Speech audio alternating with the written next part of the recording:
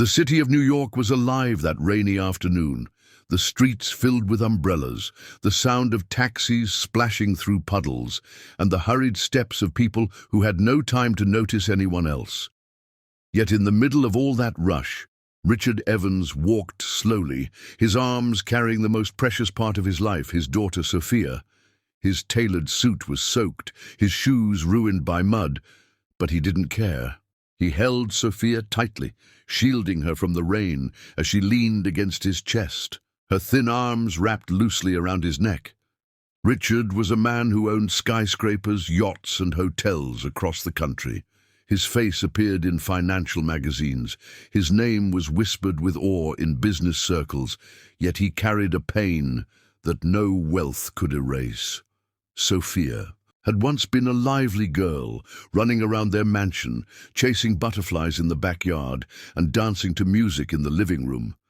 2 years ago, a rare illness struck her legs, leaving her unable to walk. The best doctors from Boston, Chicago, and even Europe had been brought to her bedside. They promised hope, but every promise ended in disappointment. Sophia sat quietly in her father's arms, her once bright spirit dimmed by endless treatments and pitying stares. Her eyes gazed at the park trees bending under the rain. She didn't complain, not once, but Richard could feel the weight of her silence crushing him. He would have given every penny of his billions to hear her laugh. Again, to see her take just one step across their marble floors.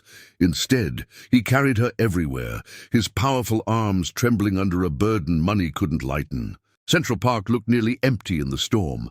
Most visitors had scattered, leaving behind only the sound of dripping branches and the occasional jogger. Dashing for cover, Richard adjusted Sophia gently in his arms and kept walking, his face tight with the sorrow he could never show his board members, employees, or society friends.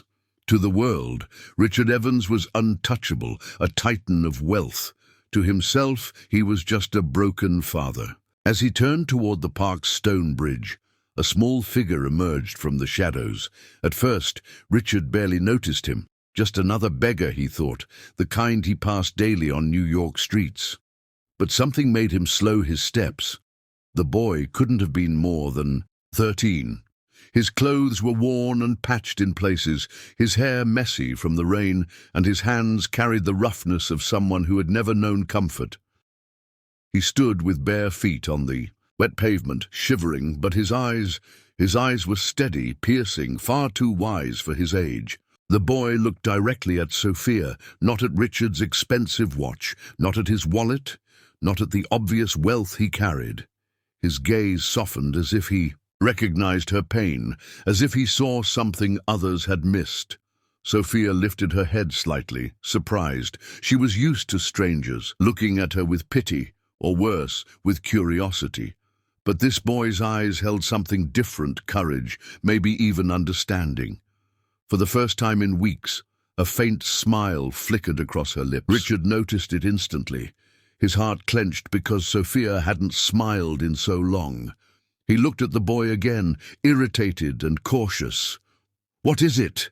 Richard asked sharply, his voice carrying the authority of a man used to control.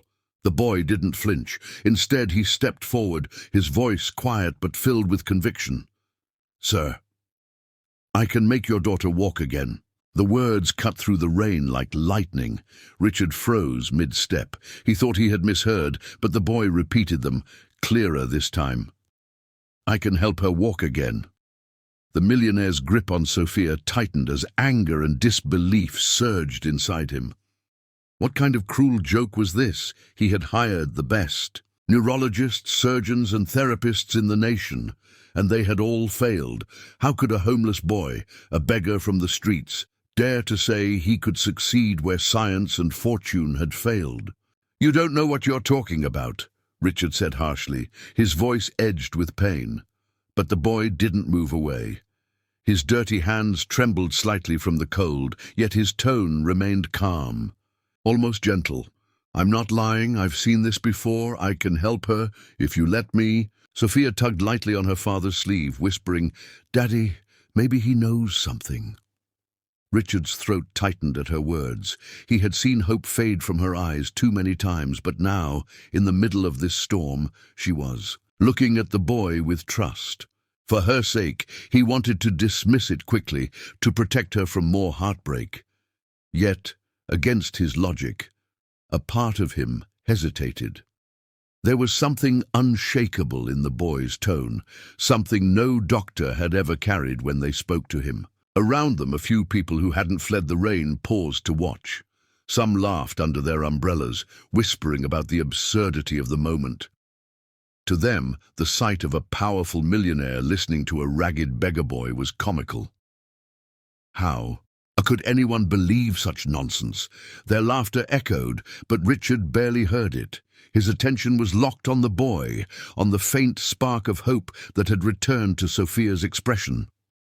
The rain softened into a drizzle, leaving the park bathed in silver light. Richard's heart pounded as he weighed his choices.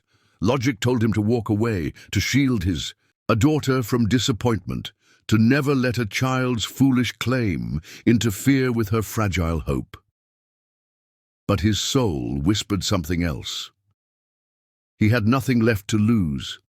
He had already exhausted every possible path, every hospital, every specialist, and yet for the first time in months, Sophia's eyes were alive again. Richard took a deep breath, his jaw tight, his arms holding Sophia closer. "Who are you, boy?" he asked, his tone lower now. Not angry, but searching. The boy straightened, rain dripping from his hair, and replied with quiet strength, "My name is Ethan. I don't have money, I don't have a home, but I have something my mother taught me. She could heal, she showed me how." His voice cracked for just a moment, then steadied again. "Please, sir, just let me try." The world seemed to pause. Sophia's faint smile lingered, her eyes fixed on Ethan as if she believed him already. Richard's mind spun between disbelief and the aching desire to give his daughter even the smallest chance at hope. He had built empires on risks, gambled millions on uncertain deals, but none had ever felt as terrifying as this decision whether to trust a beggar boy who promised the impossible. And so, under the grey skies of New York, Richard Evans stood frozen, a father torn between pride and desperation, between reason and faith. In his arms, his daughter clung to him with fragile hope, while before him, a boy with nothing dared to offer the one gift all his wealth could not buy. The drizzle had cleared by the following morning, though the sky still held a soft grey hue, as if it too hadn't quite let go of the storm. Richard Evans found himself pacing his penthouse suite, his mind replaying the words of the ragged boy from Central Park. He should have dismissed them, should have laughed at the absurdity of it all, but the memory of Sophia's hopeful smile haunted him. It had been so long since he'd seen that spark in her eyes. Against his pride, and even against his reason, he had agreed to let Ethan come.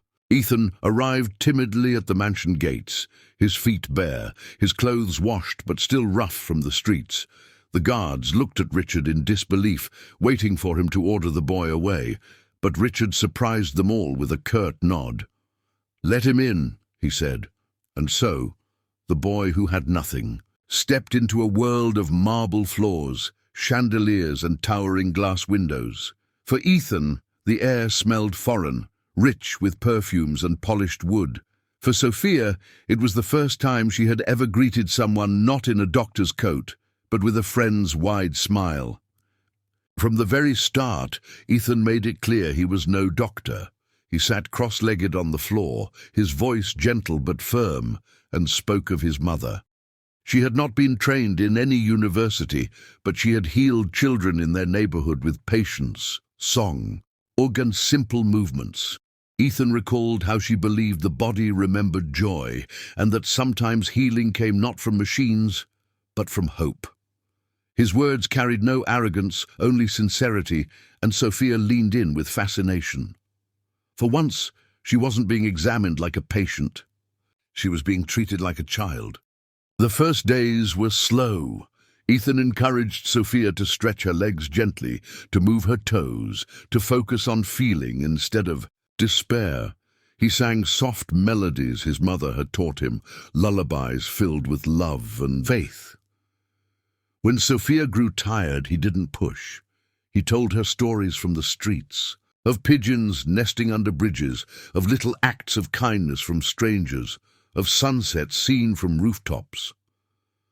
Laughter returned to Sophia's room, and with it a light that had been missing for far too long. Richard often watched quietly from the doorway, conflicted yet amazed. Doctors had always treated Sophia like a fragile experiment, speaking in cold tones, measuring her progress with charts and machines. Ethan was different. He cheered when her foot twitched, clapped when she bent her knee, and celebrated every small motion as if it were a miracle. Sophia glowed under his encouragement, no longer the sick child but a brave girl, chasing hope. Richard, who had poured millions into sterile hospitals, found himself shaken.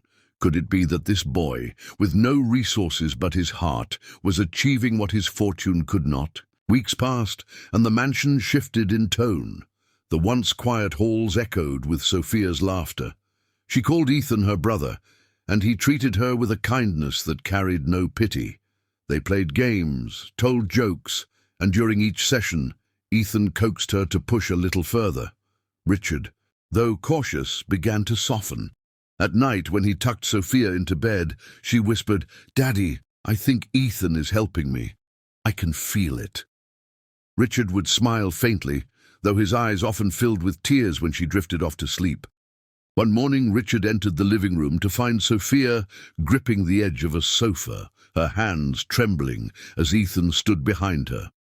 "She wants to try," Ethan said quietly. Richard's heart raced, fear and hope battling inside him. He hurried forward, ready to catch her if she fell, but Ethan held up a hand. "Trust her," he whispered. For what felt like an eternity, Sophia pressed down on her legs, her face contorted in effort. Then slowly, shakily, she rose from the chair. Her knees wobbled, but she was standing for the first time in years. Richard gasped, tears blurring his vision. He rushed to her side, but Sophia laughed, her voice trembling with triumph. "Daddy, I'm doing it!" she cried. Ethan stood back, his face lit with pride, his hands ready, but not interfering. The boy who had promised the impossible was delivering it step by fragile step. And then came the moment that shattered Richard's world. Sophia took a step forward, gripping his hands tightly, her bare feet touching the floor like a miracle unfolding in slow motion. Richard's composure broke. The man who had negotiated billion-dollar deals, who had never flinched in the face of corporate wars, fell to his knees beside his daughter, sobbing openly. He kissed her forehead, his tears mingling with the strands of her hair. "You did it, my princess," he whispered through trembling lips. Sophia's own eyes shone, and she turned to Ethan. "You made me believe again." Richard followed her gaze, his own heart swelling with gratitude toward the boy he had once doubted. From that day forward, Ethan became a permanent part of their lives. He continued guiding Sophia, ensuring her strength grew with each session. Richard offered him clothes, food, and even a room in the mansion, but Ethan accepted humbly, never demanding, never forgetting where he came from. He spoke often of his mother, and Richard began to see that her gift had been passed down to her son, not through degrees or diplomas, but through love and an unshakable belief in healing beyond medicine. In time, Sophia's steps grew steadier. She walked short distances with Richard holding her hand, then longer ones with Ethan cheering beside her. Every milestone felt like a festival in the mansion. The staff, once skeptical of Ethan's presence, now adored him, bringing him meals and listening to his stories. Richard found himself drawn not only to the boy's gift, but to his resilience. How could someone who had lost so much still give so much? One evening, as Sophia slept peacefully after walking across her room unaided, Richard sat with Ethan by the window, overlooking the city.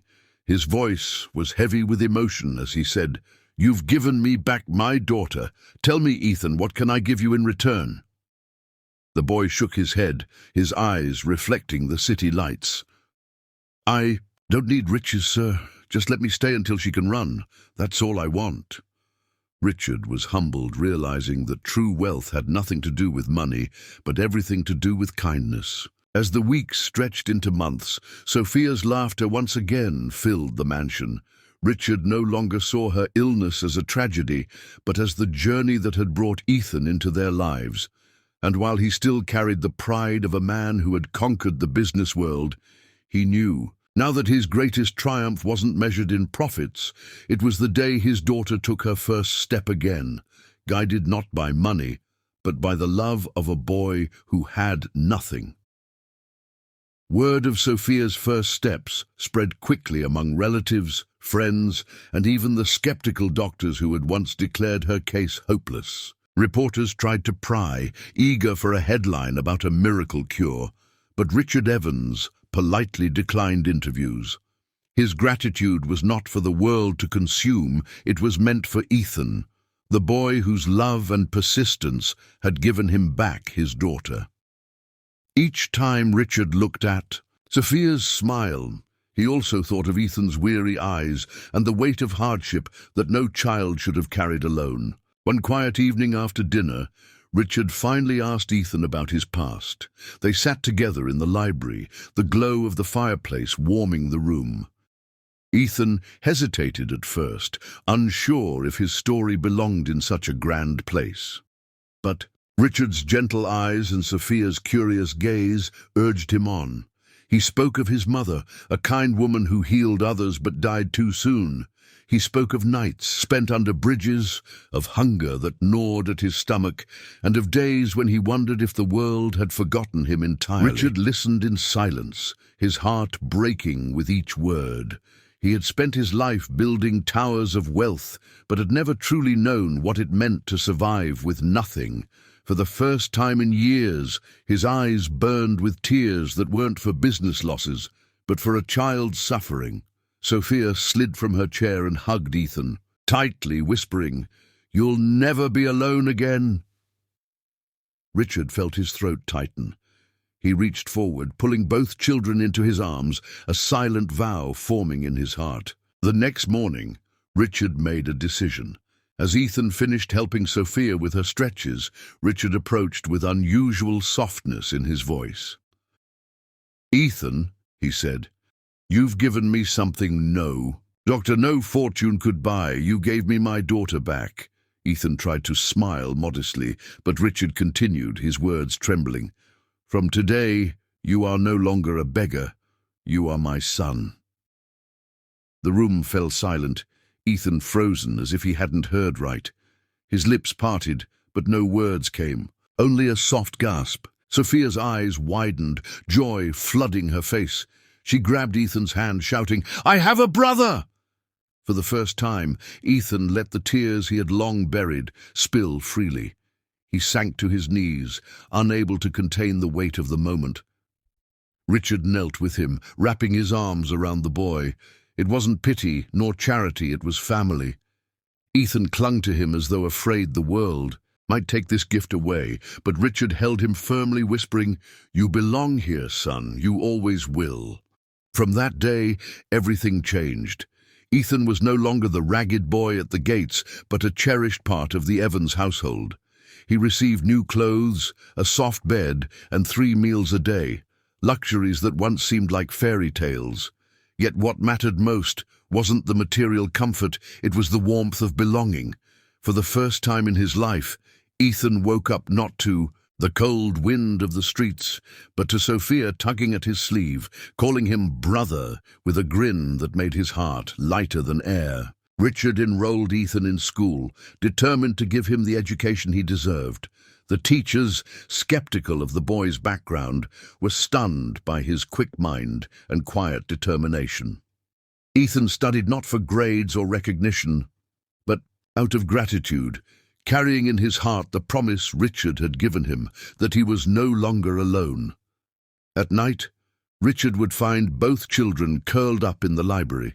Sophia reading aloud while Ethan scribbled notes, their laughter echoing through halls that had once felt cold and empty. Despite his new life, Ethan never forgot where he came from. He often asked Richard if they could visit the places he once lived. Together they walked the streets Ethan had called home, passing alleys and park benches where he once slept. Sophia held his hand tightly, her heart aching at the thought of her brother's loneliness. Richard, too, felt a heavy sorrow, but also pride that this boy, who had endured so much, had given the world hope instead of bitterness. He vowed to protect Ethan with every breath. Sophia's recovery continued to inspire everyone around her. With Ethan's encouragement, she soon walked across the garden without support, her laughter ringing like music.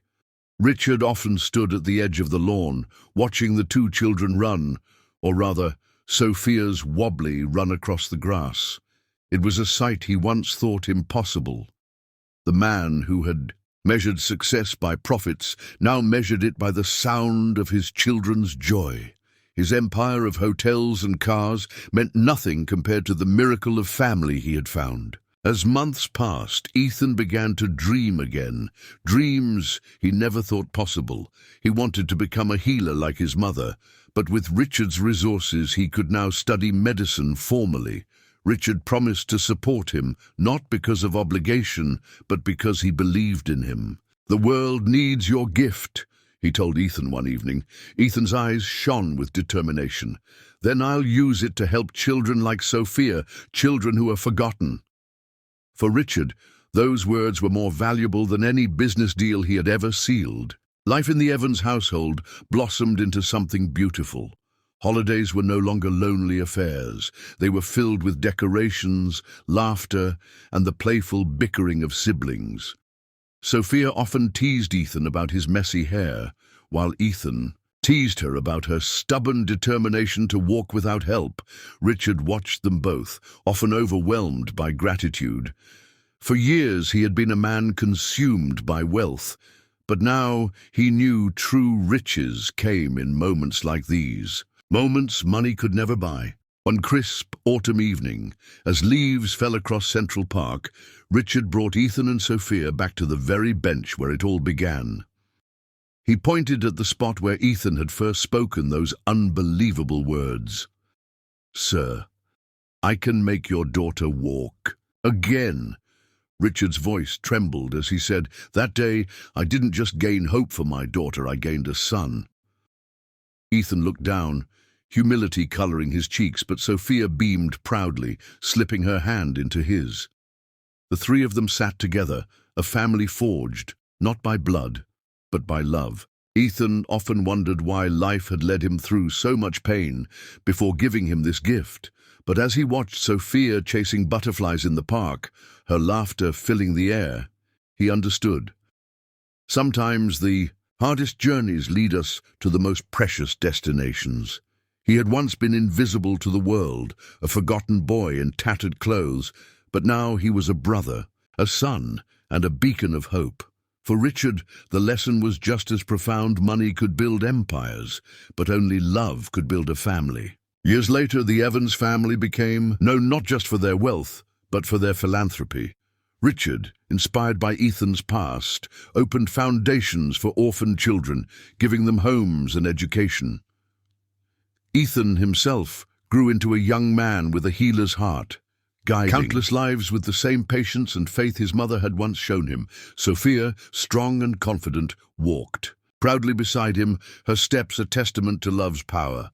Together, they proved that sometimes the poorest hearts carry the richest miracles, and that family is not always chosen by blood but by destiny.